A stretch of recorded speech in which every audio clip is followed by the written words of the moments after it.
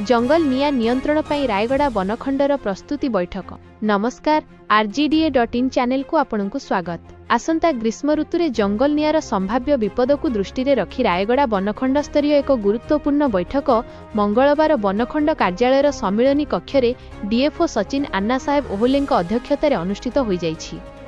एही बैठकरे 7टी वनांचलर अधिकारी, वनपाल, वनरक्षी और गणमाध्यम प्रतिनिधि माने अंशग्रहण करथिले। बैठकरे जंगल नियार कारण, कुप्रभाव और निवारण पदक्षेप संबंध में विस्तृत आलोचना करा जायथिला। विशेष करी शुष्क पत्र सफा करिबा, अग्नि निरोधक रेखा सृष्टि करिबा एवं पड़ुचास बंद करिबा उपरे जोर दिया जायछि। जंगल रे निया लगाइबा एक आईनगत अपराध। एथिपाई दोषी को 7 वर्ष जेल सह 10,000 टंका जोरिमाना देबाकू पड़िबो बोली वन अधिकारी माने सूचना दैछंती। सेहीपरि ग्राम स्तर रे सचेतनता रैली और वन सुरक्षा समिति गठन करा जायछि।